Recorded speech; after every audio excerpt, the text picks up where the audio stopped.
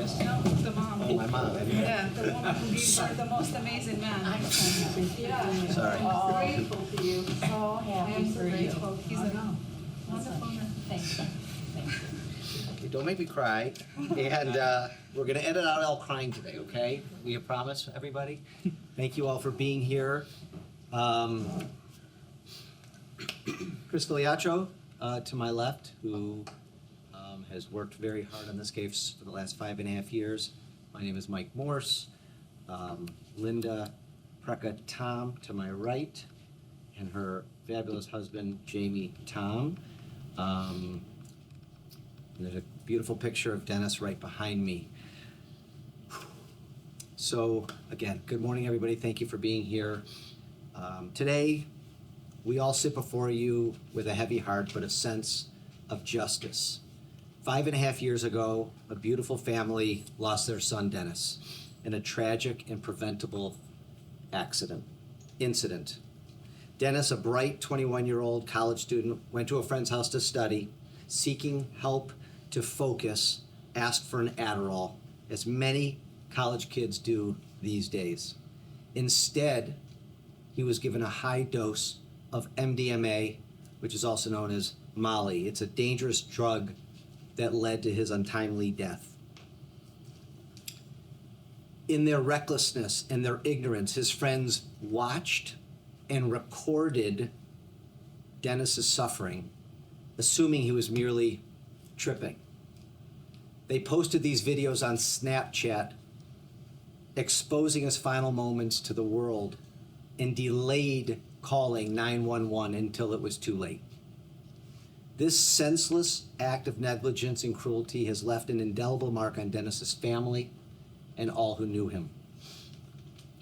Yesterday, justice was finally served in a historic verdict of $75 million, the largest for a single death in Michigan history.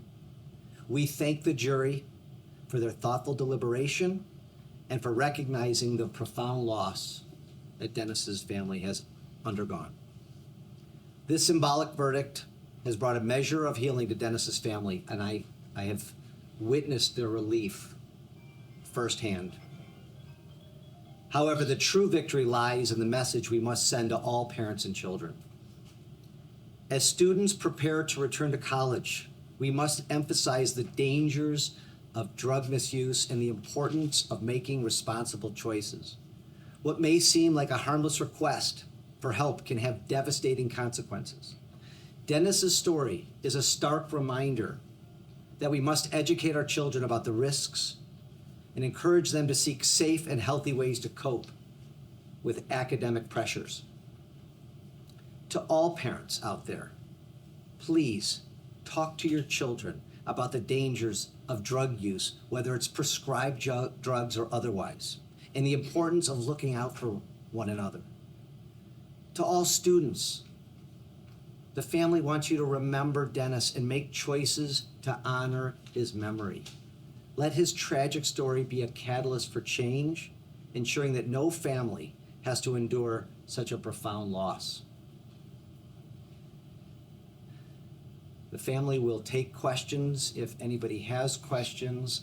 Linda Preka Tom, Jamie Tom again. Are we okay with microphones and everything, guys? Okay. I guess I can ask, do you have anything you want to just say? Either one of you. I want to thank you personally, and the whole Mike Morse family, and of course, Chris Filiatro. You did an amazing, amazing job. And without you, we wouldn't be here. We wouldn't find justice for Dennis. And we're so grateful, the whole Mike Morse family. And of course, Austin, who was there helping us go through all this. And Deborah is not here. And of course, I'd love to thank the judge and the amazing, amazing jury. And I'd like to thank this country that only in America you can find justice like that. And I witnessed yesterday. This country is the greatest. Thank you. Yeah, I'll echo Linda's gratitude and thanking you, Mike, and Chris. 5.5 years ago, almost, we walked through the door, and it's been a long 5 years. And just, they've been by our side every step of the way, fully supportive. A lot of phone calls, a lot of tears, anger, and to finally get to the point yesterday to hear that jury say, you're responsible, you killed Dennis. Yeah, it's just, I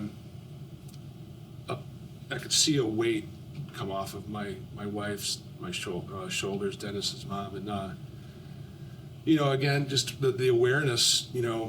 Dennis thought Paul Wiedemeyer was one of his best friends, and he stood by, participated in the sadistic, humiliating videos, the mockery. So yeah, just be careful. Be very, very careful. And there is an organization, you're raising money, or you want to raise some money for an organization. Why don't you talk about that, what your intentions are with that, and where the money would go, where the money is going to go? Dennis, before his death, we found out after his passing that he had in his computer, he wanted to do great things. He was a leader, and he was a founder of Model United Nation at DSL. Also carried that at Detroit Mercy. He founded also Albanian American National Organization and Mercy. And also on his computer, we find out 2 months after that he wanted to do great things. He wanted to help and work with non-privileged kids that living in Detroit, and the parents, they don't have the money to send their kids and have an experience going around the world. Because Dennis, I'm from Europe, and we used to go to Europe every year, and the experience and the time we spent and seeing another culture, he was so fulfilling, and he wanted his experience to give it to other kids, the college kids, unprivileged, that they don't have the money. So we would love not only every year and honor Dennis to give free trips to these kids to experience the experience that Dennis has. And we would love also the way Dennis died. No one should die. What I had seen the last 4 days, it's terrifying.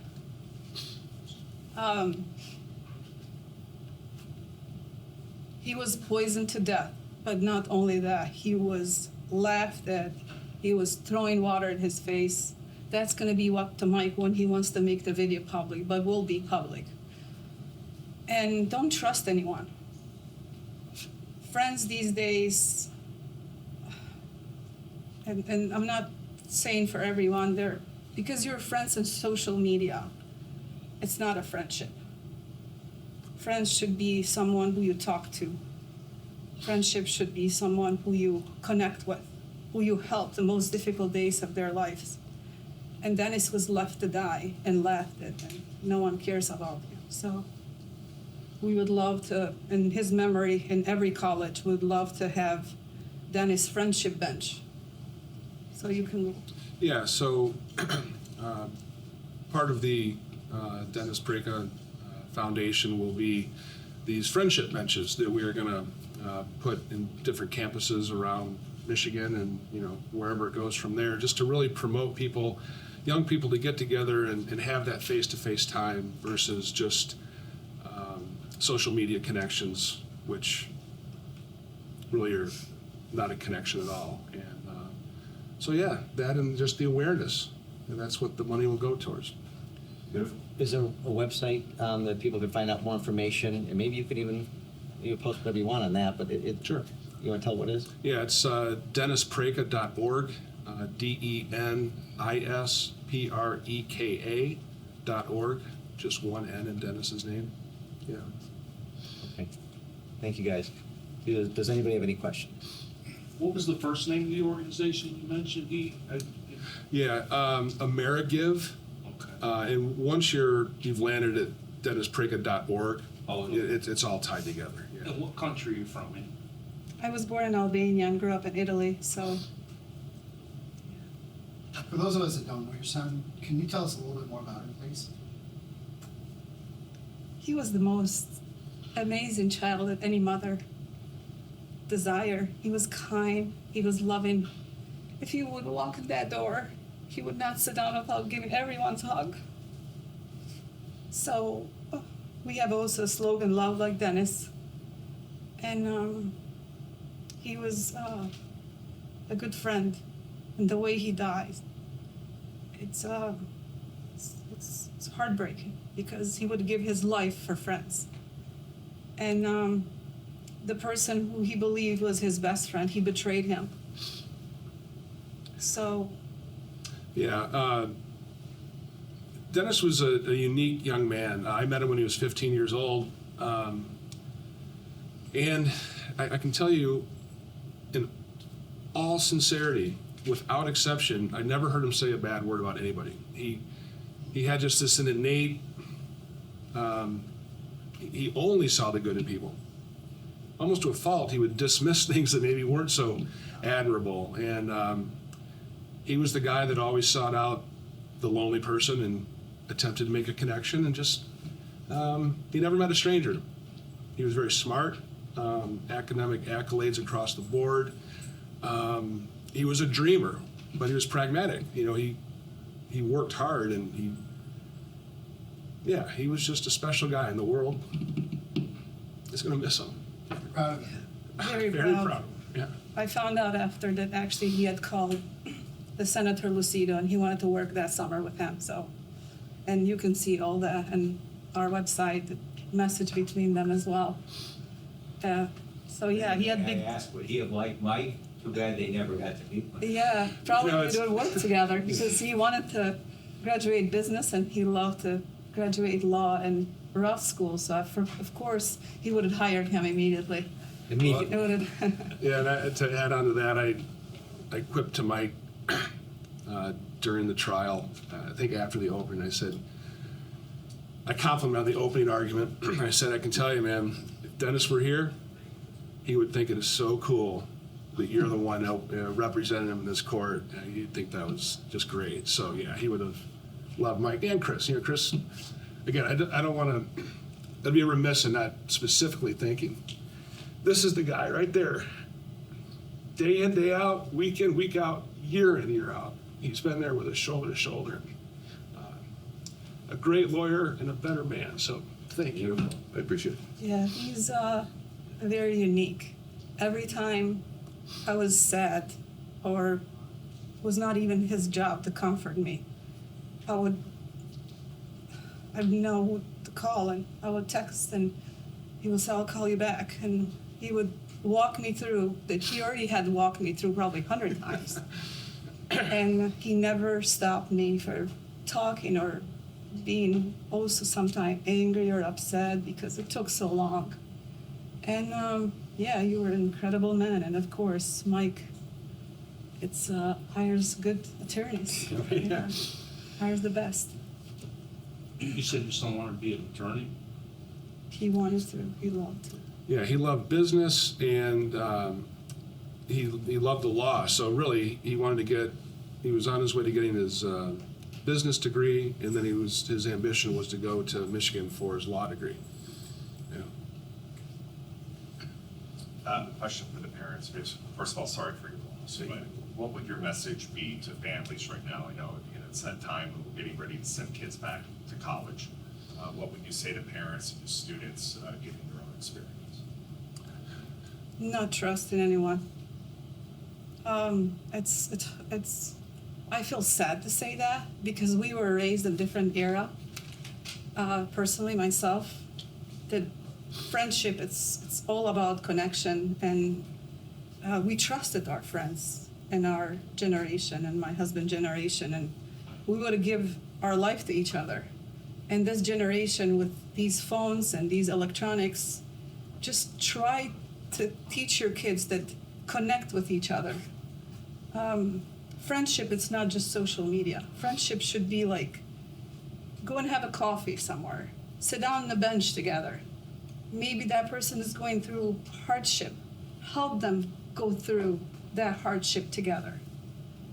So the biggest message would be just, just be careful. Be careful. Can you spell it out for Hank? I mean, about the pills and asking for a prescribed. Yeah, Mike mentioned it in his opening that these days kids are taking the ADHD drugs, whether it's Adderall, Ritalin, very casually to help them focus and study. I think back, when I was in high school and college, the worst we had was remember no-dose, that kind of deal, just caffeine. And I think generally speaking out there, young people don't understand the dangers of just even taking an Adderall. It's a prescription medication. If it's not yours, you shouldn't take it. And then you're opening up an opportunity for something much more dangerous to happen. And especially if you're surrounded by Criminals. criminals, people that would find pleasure and entertainment in watching you suffer from taking something that you don't know you're taking. And the other side of that coin is if you see a friend or anybody that's in distress, do the right thing, pick up the phone and call 911. Don't just think it's not your responsibility or I don't want to get involved. Lives can be at stake, so do the right thing. And Mike, it's clear the family has, some sense of closure with this historic verdict, but is your hope now to turn the attention to the criminal side of this again and maybe have the prosecutor look at this criminally? Right. So this verdict that we got yesterday was the justice that the family was looking for. I got a text message at 8:30 that this was the first time in 5.5 years that they slept through the night. So, justice from the civil point of view was concluded yesterday by this jury. As far as the criminal matter goes, we have an amazing prosecutor here in Oakland County named Karen McDonald, and she, we believe, is looking at the case. We have no information on where it is in the investigation, but whatever happens criminally is up to her. We have no say and no knowledge of what's going on with that, but we're told that it's working its way through the system. I gotta add, I have an amazing man that I love to add, Eric Zinzer, Novi Police Chief. He's paying very close attention to that. And we wanted to put this behind first. So starting today, we will hear something new. Do you anticipate charges? Absolutely. He's going to jail. I have no doubt. I told that, 2 years ago was the other interview we had, Channel 7. And I have no doubt he's going to jail. He's going to pay for what he had done. They have enough evidence and we have enough evidence. If I'm not mistaken, there were 3 others involved, correct? Not just one? Or 3. Right. So all 3, we anticipate charges against all 3? Well, the primary charge and the most important charge is delivery of controlled substance causing death. And only one of them actually did that. It's a complicated case. And there's a lot of moving parts. It'd probably be a little irresponsible to get into it too much right now, but we have high confidence that the Oakland County prosecutor wants justice just as much as we do. And it's something to ask Karen about that too. For right now, we're just focusing one day at a time. I am so overwhelmed. I don't know if I slept, but I'm still in shock. I'm here because we didn't believe, even the Monday we walked to that court, that we fought so hard. We did. Mike, was it the video or another piece of testimony that compelled the jury to go the way that they reached this verdict? We produced a lot of evidence. The video is pretty damaging. I would have to say that probably was the most damaging piece. He suffered for up to 5 hours that night, and one of the defendants, the main defendant in our trial, was videotaping it and posting it on Snapchat as it was happening. And luckily, there were some good Samaritans out there who recorded that with their own phones and turned it over to the police and us, and we were able to use that as evidence. So that was a really emotional, key piece of evidence to show what he was going through, you know, in every step of the way. Why didn't they call 911? Why didn't they call 911? You know, when when the Prekas came to me for the first time, I remember being so emotional. I went home that night and talked to my 3 children about this, and it's not just, you know, the key message is, right, like, don't take prescription drugs or any drugs that you're not prescribed. You don't know what you're being handed. You can't tell by looking at a pill, and that really scared me, and I scared my kids on purpose. And the second part is, you know, what I learned when I was 5 was, if somebody is hurting in any way, you call 911. You don't wait. You don't see what's going to happen. If somebody's hurting, if somebody's struggling, you call 911. That wasn't done here. If that was done here, that simple 911 call would have saved Dennis's life. He'd be here today. So I reminded my kids, the verdict definitely matters, but this message that you all are helping us get out there matters to the family and to me and to Chris personally. It's a reminder, right? If you see somebody struggling, don't assume that they're going to wake up and be fine. If they've taken a drug, if they've done something, if they're struggling in any way, you call 911. I mean, we've learned that forever. And I sure, watching this video as many times as I have, are having to argue this case, it's mind-blowing that wasn't done. And it's just super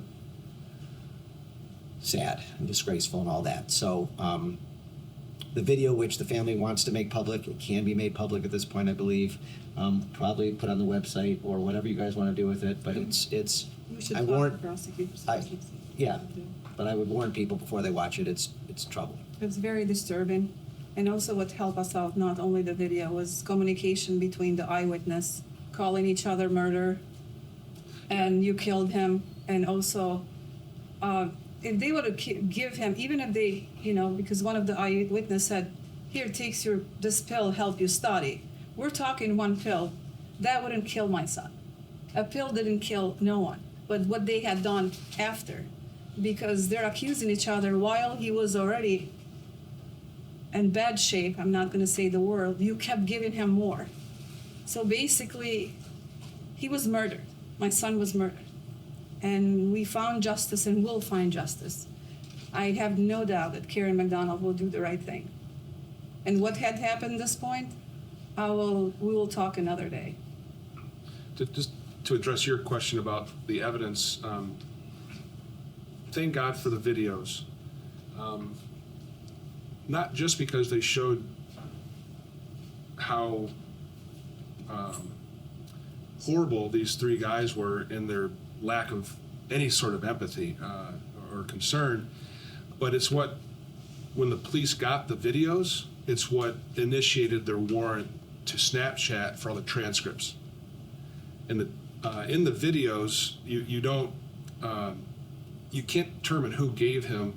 It was 80 times the amount of a fatal dose of MDMA that was found in his system. 80 times.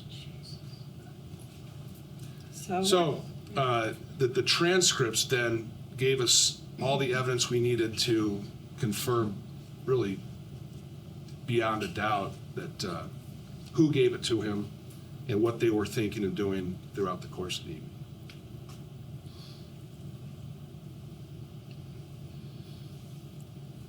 Any other questions?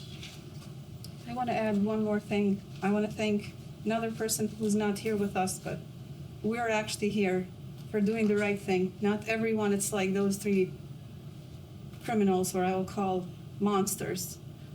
Olga Lurie, a remarkable woman who deserves to be called not only an amazing citizen, but because of her, we are here today.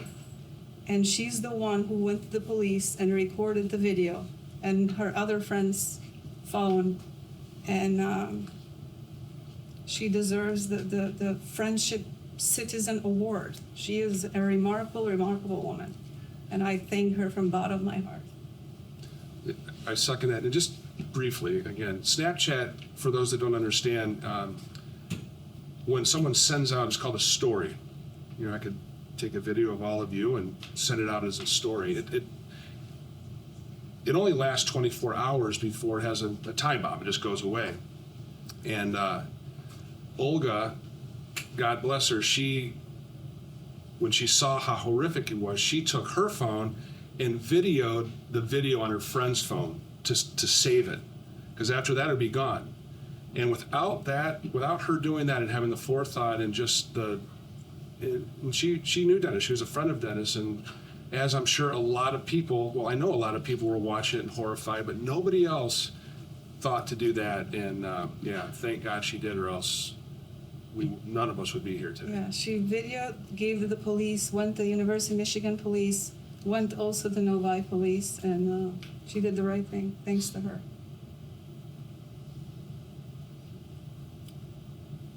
Okay. Thanks, everybody, for coming today.